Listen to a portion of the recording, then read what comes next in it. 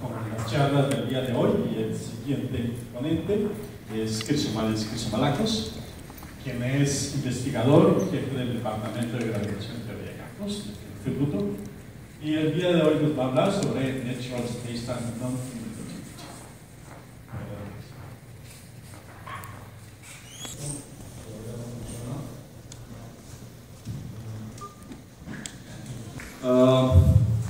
Thanks for the organizer for inviting me.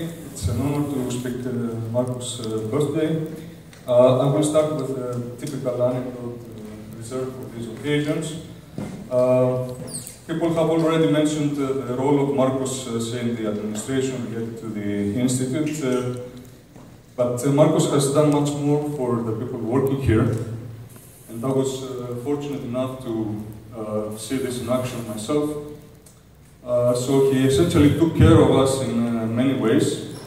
I remember back in 2004, on a trip to Spain, about 2 hours after landing, I was parted from my wallet in the metro, and until I became aware of this, somebody had used heavily all the cards and all the credit cards in the wallet. So on the way back, I mentioned this to Marcus, and then he somehow magically arranged for an interview with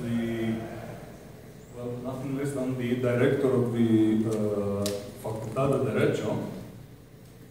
And then I went to see him, and then he arranged for an interview with nothing less than the director of Conducef, which, you know,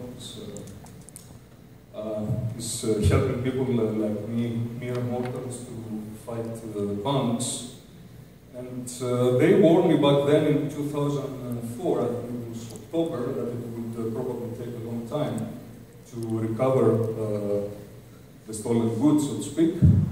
And I'm happy to report that this past January, more than 10 years later, the issue was finally concluded, and they returned the stolen goods.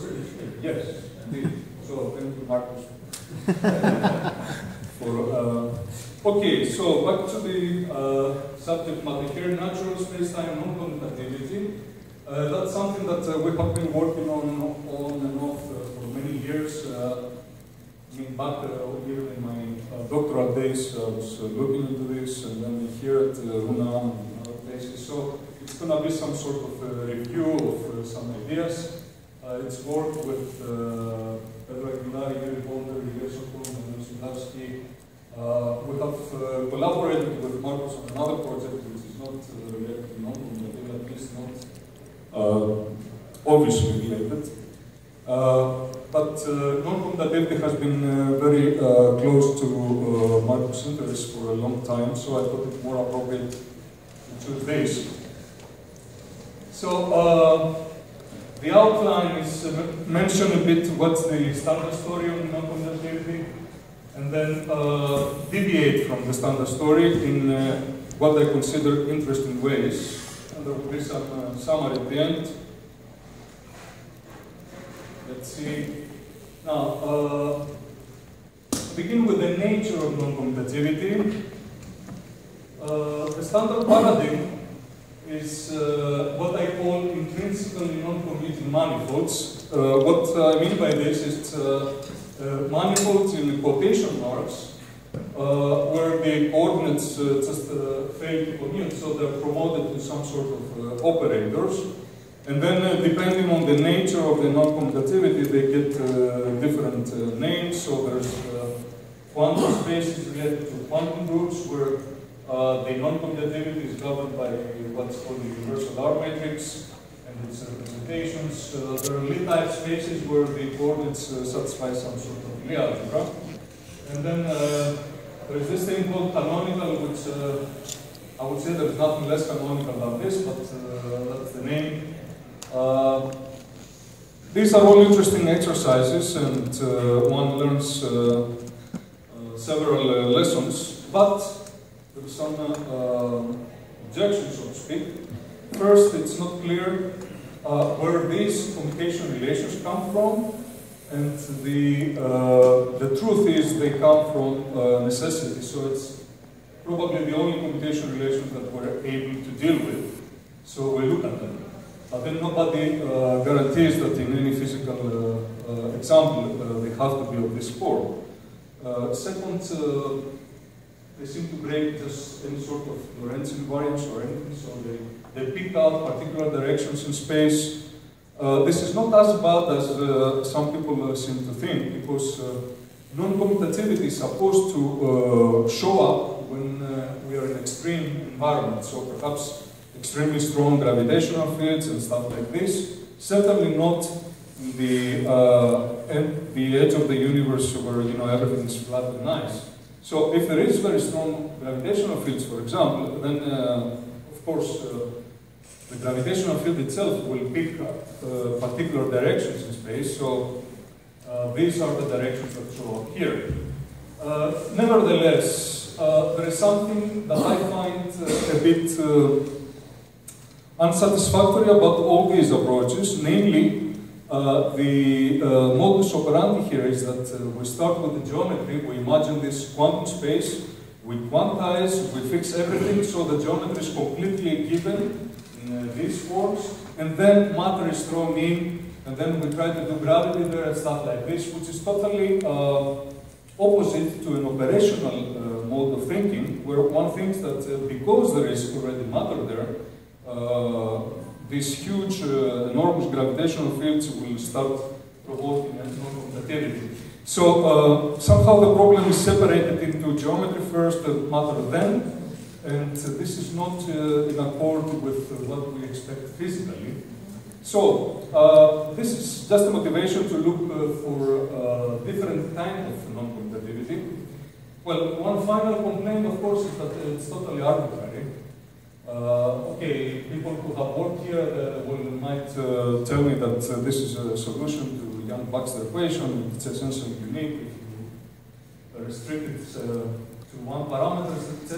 But the form of the non-commutativity is totally invented, and the physical motivation is lacking. So I want to look for places where non-commutativity is not pulled out of thin air, but rather it's displayed by already known physics. So that's the main motivation behind all of what I'm going to talk today. So one approach to non-commutativity is what I call operational geometry.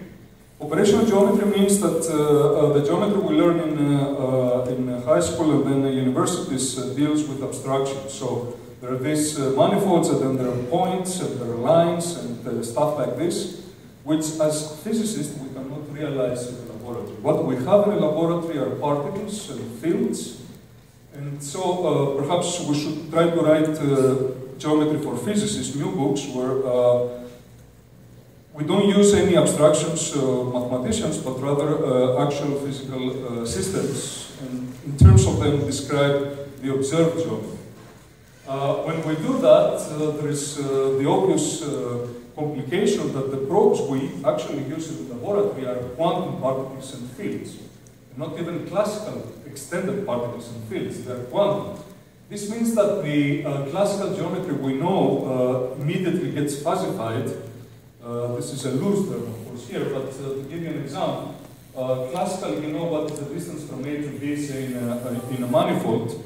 If you actually use particles to travel between A and B and somehow measure the distance this way, and these are quantum particles, then, well, taking the lead from Feynman, you're guided to look at all possible trips from A to B that the particle might take, and then each one will have a different length. And what you end up with, if you want to answer what's the distance between A and B, you can answer in a quantum sense, saying that, listen, the quantum amplitude for the distance to be that much is so much, and then the quantum amplitude for the distance to be to have this value is that much, etc., etc. So even the concept of a sharp distance becomes questionable in this operational approach. Now, this of course is too general. We try to pin down some characteristics of this operational approach, and then the first characteristic of even a classical operational approach to geometry, yes?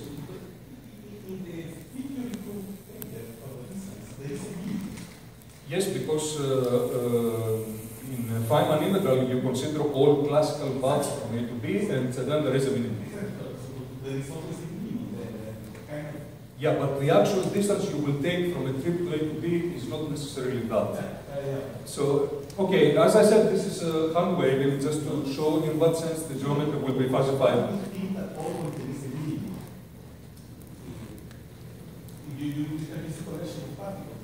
The probability for that minimum is 0. Okay. It is 0. I mean, because it corresponds to a single path, and you are integrating over an infinity of paths. So there is a minimum, but with 0 probability. So it's not so. Okay, you cannot really say, oh, okay, take the minimum, but it only corresponds to 0 probabilities. Okay, so the essential complication begins already at the classical level, because if you want to explore a space-time with classical objects, these objects, realistically speaking, will be extended objects. They will not be perfect points. So then the question is, if I have an extended object which travels around in a space-time, how do I describe its trajectory, for example? And then that naturally leads to the question of center of mass for that object. By center of mass, I put in quotation marks, I mean just an effective position for an extended object. So I throw some big brick in my space-time, and I want somehow to trace its path, and I use the center of mass.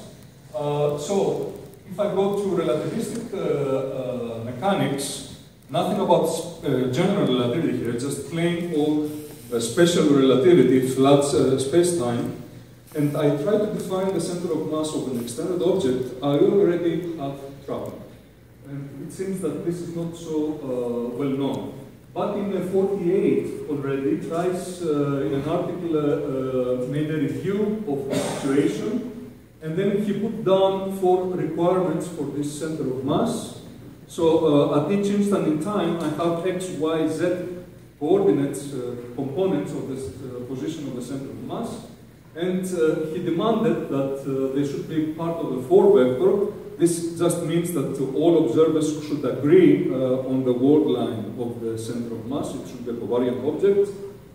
It should be addressed in the center of momentum frame. So if I go in a frame where the total momentum of the particle of the composite system is 0, the center of mass should be addressed, and so on and so forth. The 4th property says that the x, y, z positions should commute among themselves in the Poisson bracket sense.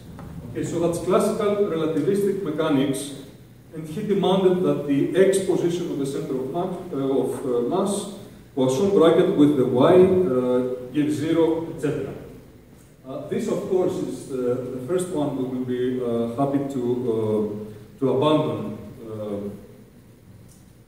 60 years later. Now, there were at that time 4 definitions available. One is, for example, the Newtonian one. Then there are modifications, I will not go into the details. Number 3 is an interesting one. It's the positions weighted by energies of the particles, rather than masses as in the Newtonian case. This allows to take, for example, photons into account, which is a reasonable requirement for a relativistic center of mass. And then there are some variations of this which make them a covariant, so they satisfy the first requirement. This little table has 1, 2, 3 are the 4 possible definitions, and 1, 2, 3, 4 are the 4 possible properties. 1 and 2, as you see, almost fail everywhere. 3 is reasonably good, 4 seems to be the winner. It satisfies all 3 requirements, but both 3 and 4 fail the 4th one. And the 4th one is that the x is x, y, z coordinates commute in the Poisson bracket sense.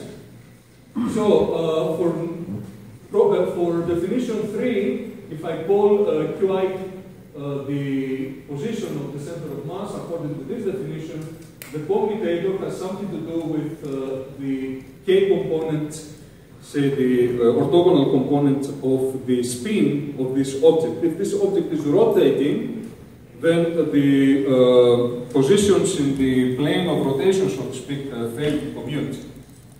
And something analogous happens in the fourth definition. There is a slight difference between the constant here. This is the energy of the particles, this is the mass of the particle, but otherwise it's the same. So already here, if we want a definition that has reasonable properties, that's classical relativistic mechanics, we see that the Poisson brackets of these positions fail. Which means that if you quantize now this theory, the operator x will fail to commute with the operator y for that particular object. Notice that it's not a property of the underlying manifold. The underlying manifold is good old Minkowski spacetime. It's the position operator of the particle. And the non-commutativity depends on the property of the particle, its spin, that induces the non-commutativity. That's a very different situation, and in fact avoids many of the problems that I mentioned before. To begin with, it's just one particular form which is dictated by known physics. It's not pulled out of thin air. If you work sufficiently with these systems, you will see that this particular form seems to be everywhere. It's not just here. It comes about in just about any approach to the problem. So there seems to be something to it, and we'll see more of it later on. Okay, so that's my first comment about non-commutativity. I say that if I take classical relativistic mechanics and quantize it, any reasonable definition of position for a composite system will involve non-commutativity, position non-commutativity. And that's good to know. This is the total spin. Yes, the total spin of the system. So the classical system has an angular momentum which does not depend on the position. Okay. The total angular momentum, the further away I go from the origin, it becomes bigger. But there is one part that is intrinsic, so to speak, and that's the spin, and that's what governs the non-commutativity. Okay. Now, another exercise one can do is just take Poisson brackets for a free-point particle in curved space-time. So you start with the Lagrangian, it's just the length of the word line. You divide it into temporal and spatial part, and then you define the conjugate momenta. Then you take the momenta that we know and love, so mass times gamma times velocity, and you express it in terms of this conjugate momenta, and then the commutators between coordinates and these momenta are not what you thought they would be. They involve some particular kind of non-commutativity, which we have also analyzed. And then to do this exercise for an extended object is a much more complicated story, which we have attempted at some point, and we're still looking at. So again here, going to general relativity, you get some sort of generalization of this situation. And again, we have particular forms of non-commutativity which arise from standard known physics. And that's good to know. Okay, then I take a second approach to the problem. Actually, the work I will describe here is by Jordan Mukanda, dates back to '64. It's an interesting exercise. They start from the Poincaré algebra. So the J's are rotations, the K's are boosts. And then you have the P's, which are translations, and that's the Lie algebra they satisfy. And they look for representations of this algebra. So that's the Lie algebra. I want to represent the operators that appear there.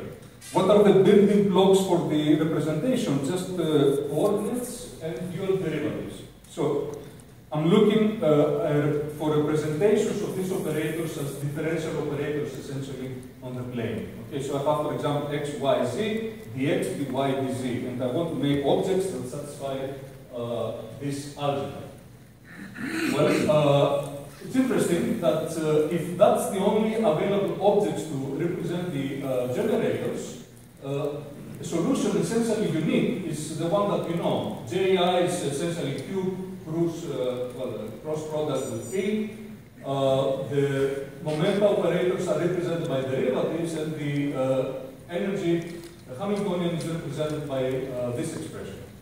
Okay, now I introduce a position operator, and I define that it is a position operator by giving its commutation relations with everything in the Poincare algebra. So I say it should get translated by momenta, it should rotate under rotations, and it should satisfy what vectors satisfy under Bush. So I give an abstract definition of a position operator through its commutators with the Poincare algebra, and then I look for representations of this object, and the only representation is that xi is represented by the coordinate qi. As a corollary, xi commutes with xj, because qi commutes with qj. Well, so far, no surprises. But then, in which sense that is essential? There's always similarity transformation. So, apart from similarity transformations, that's unique. Okay. So, you can always conjugate with some operator and everything transforms, but they satisfy the same value. And they didn't define a zero component. H, zero component for the position? No. X is spatial, I mean it's x, y, z. There's no time operator. But you could do the Lorentz transformation and get one out. It's a little bit more complicated than that. You do a Lorentz transformation and you still have three positions. The reason is that you have a Ward line, you are an observer who has a simultaneity surface, and on your simultaneity surface, always the Ward line will cut a point, and that point has three coordinates. That's the three coordinates that appear here. So there is no time, and it is relativistic. Okay, that's a good point here. Actually, if I go back, you will see that this commutator is not really a real algebra commutator. It's a funny. So that's the behavior of x under boost. And it is funny exactly because you're changing your simultaneity surface and you have to do a little more work. Anyway, I don't want to go into much detail. The x's are free and they commute when the building blocks for the representation are coordinates and derivatives. But if I have a particle with a spin, then I want to introduce also three Pauli matrices which will somehow represent the internal degree of freedom of the particle. Of course, there must be some discussion here to exactly justify this, but well, it is a reasonable step today. And then when you do that and you look again for representations, you find that energy is still this, momentum is still that. Now the angular momentum is Q cross P plus S, so it's orbital plus spin, as you expect. And then there is this funny operator for boost. So this is a representation of the same algebra you saw before, but now you try to satisfy the requirements for a position operator, and instead of Q, you find this monster. So the moment you assume there is spin, the spin operator becomes a total monster, and now X with Y does not commute. And in fact, the commutator very closely resembles the commutators we saw in the first part. Again, it has to do with the spin. X commutator with Y has something to do with Z component of the spin. And now comes the little miracle. What's the little miracle? You could say here that we have a Dirac equation for spin particles, spin 1/2 particles, and we know that in the Dirac equation, the position operator commutes. X commutes with Y for a Dirac particle. Yes, the Dirac particle has spin, but it also has something else. It has access to negative energy states, which here was not the case. The Hamiltonian was represented by the square root of something which is positive. So, to account for the negative energy states, you introduce a second copy of the Pauli matrices, which operate in this internal space of having positive energy or negative energy, essentially, rather than having spin up or spin down. You do the same exercise, you find a new representation for these guys, even more complicated. You find a new X, which is even more complicated, and then you try to commute x with y, and lo and behold, they commute. And you compute the commutators, they're exactly 0. And that's why the position operator of the Dirac commutes. So there is something rather mysterious going on here. The moment you allow the particle to have access to negative energy states, you recover locality, essentially, which we know from other arguments, but here it's a very direct algebraic proof, so to speak. Okay, so we see that spin has something to do with non-commutativity. This reminds me of a comment we heard earlier about internal degrees of freedom and non-commutativity. So there is something there which is probably worth exploring. Now, okay, the last remark here was how does this change if I do it in curved spacetime? That's a very complicated story. We have tried it in the Sitter space, but even there it becomes, these representations become horrible. So it's not clear if this little miracle still holds true in curved spacetime. It will be interesting to figure this out. And I'm now in the third approach to non-commutativity, which is via algebraic stability. This is a very interesting approach, which we have not initiated ourselves. It's known by the work of Faddeev and Flato and many others back in the 70s. So this surface I put here is in an abstract space where its axis is the structure constant, one structure constant of some Lie algebra. So I have the structure constant 1, 2, 1, 1, 2, 2, up to Fn minus 1 Nn, where n is the dimension of the Lie algebra. Now, you know that, well, the structure constants are antisymmetric, so I only put, say, the first index less than the second. I don't need to put F2, 1, 1, because it's not an independent constant. But then apart from that, I also have the Jacobi equation, which is quadratic in the S. So in this space, you have to imagine that each of the Jacobi equations defines some hypersurface, and what I draw here is the intersection of all these hypersurfaces, so that each point on this surface automatically defines by its projections the structure constants of some Lie algebra. Okay. Now, truth is that this is too much. Why? Because if I change basis, so I redefine my generators by some invertible matrix, the structure constants transform like a tensor. So I get from the original algebra P to a new algebra, which only differs in a redefinition of the basis, so it's isomorphic to the original one. So imagine now this invertible matrix takes all possible values in the corresponding linear group. Then the original point P traces out this entire orbit, and all these algebras here are isomorphic to P. Okay, so they differ only by redefinition of the generators. Now, there are two cases that are possible. The first case is that P, inside this space, of course, this surface in reality is a high-dimensional space. Okay, even for 3-4 generators, the dimension blows up very quickly. Now, this orbit I drew here can have dimension which is lower than the dimension of the surface.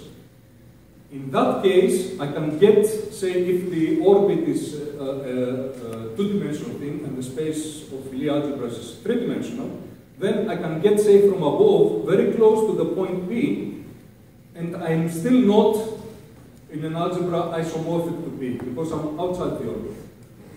Okay, the orbit is just a two-dimensional disk. And I come as close as I want to P without being isomorphic to it.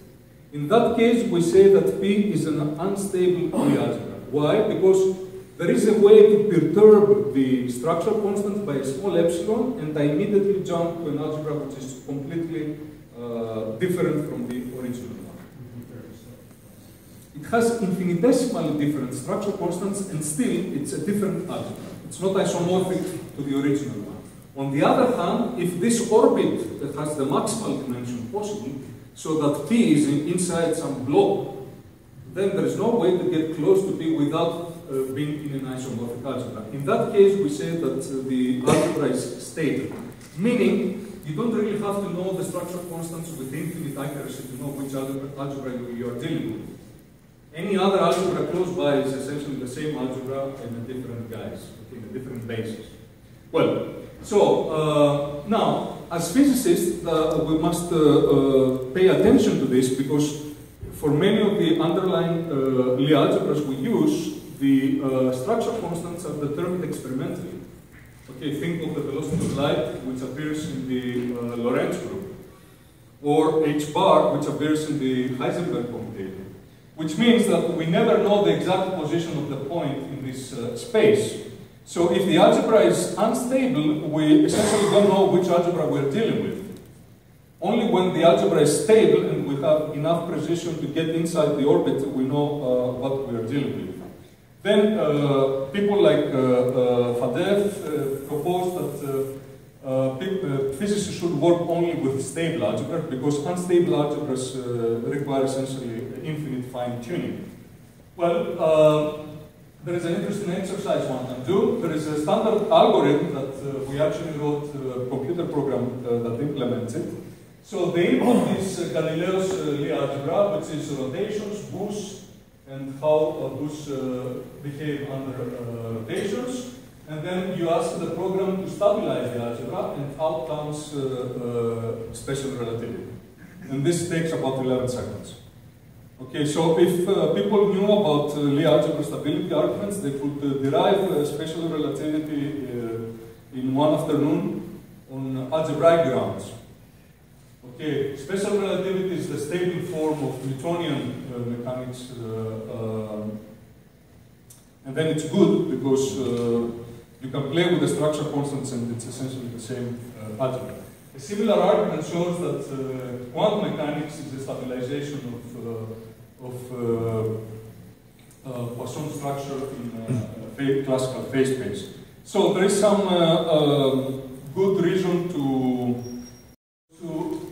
take, since we're looking for non-commutativity, we took some ingredients which are the Poincare algebra.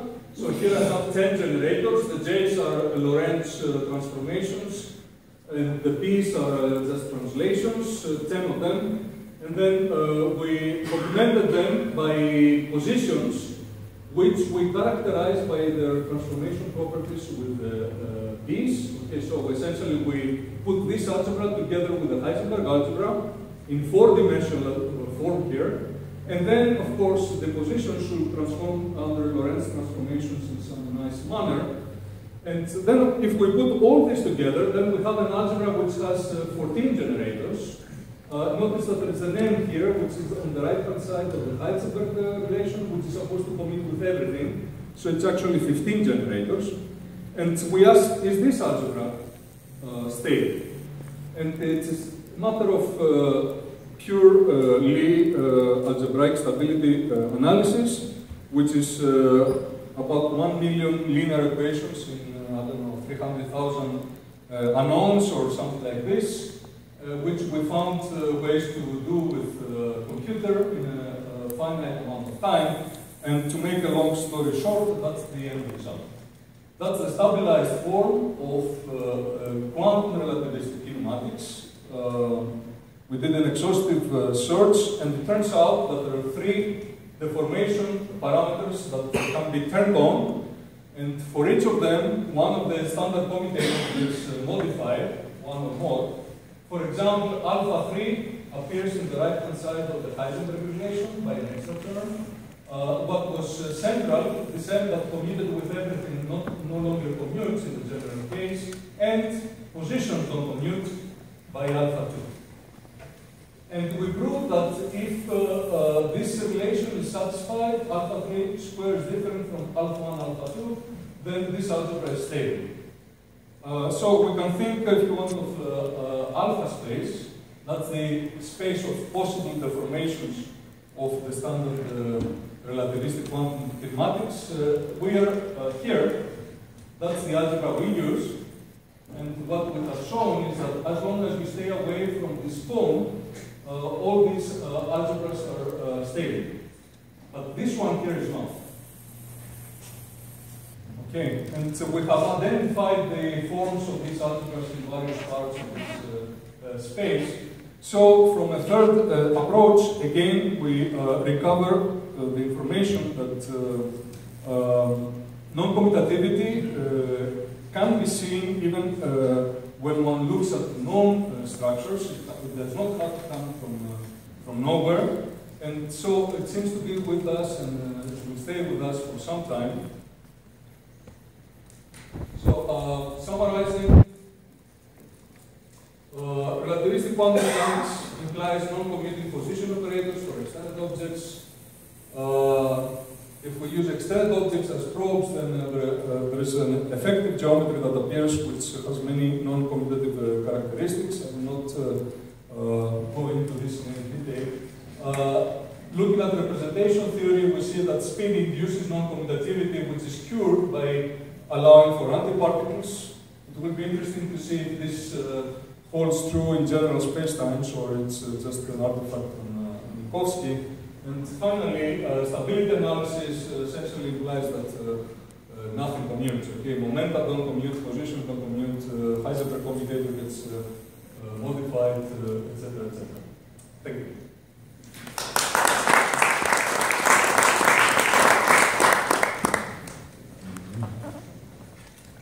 Thank you. The G and U you showed in the last slide, does it have any operator value or is it No, G and U is the middle.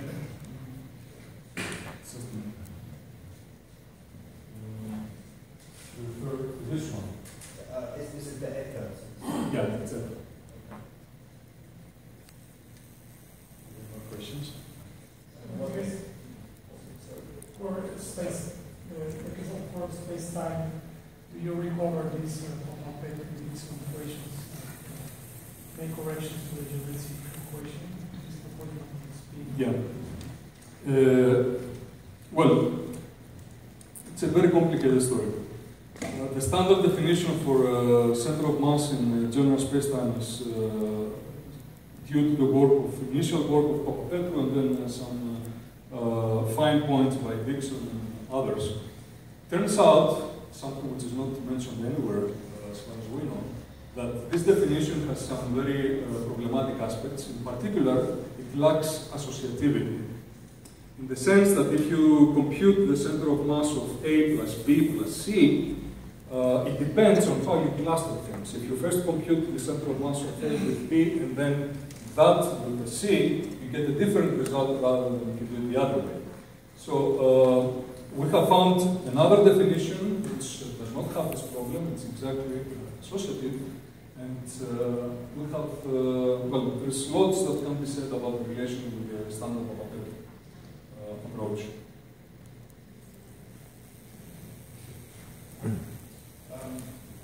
about this set mu commutator is equal to, I mean, do you have any physical interpretation for alpha 1, alpha 2, alpha 3? No. But you know, this is equivalent to the Snyder algebra. Yes. Okay. No, we know this. There it corresponds to the Planck length or something. Yes. Yeah. Okay, so this algebra has a particular, well, let's say some part of this algebra has something to do with Snyder's proposal back in Fortis or something. Okay. True. What this says is that this is a complete map of what is possible within the algebras. There is nothing else. Okay, more questions?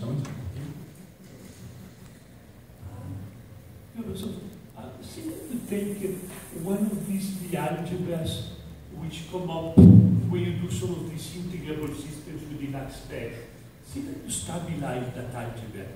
Is it known what happens?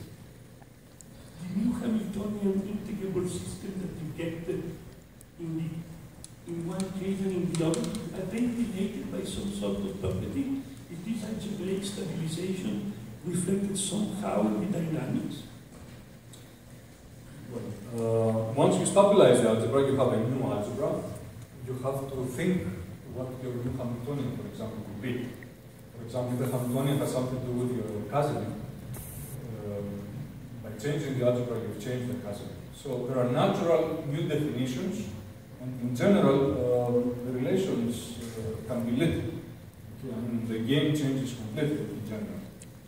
There is no way to trace back. I'm not saying, I cannot answer in a generic sense. I say it can be completely different. Okay, for example, here you see that I have 3 new parameters, and things get totally mixed up. So Hamiltonian is no longer what you knew from Wigner. It's a new object. So for every new stabilization, you have to do new physics. It's a new theory.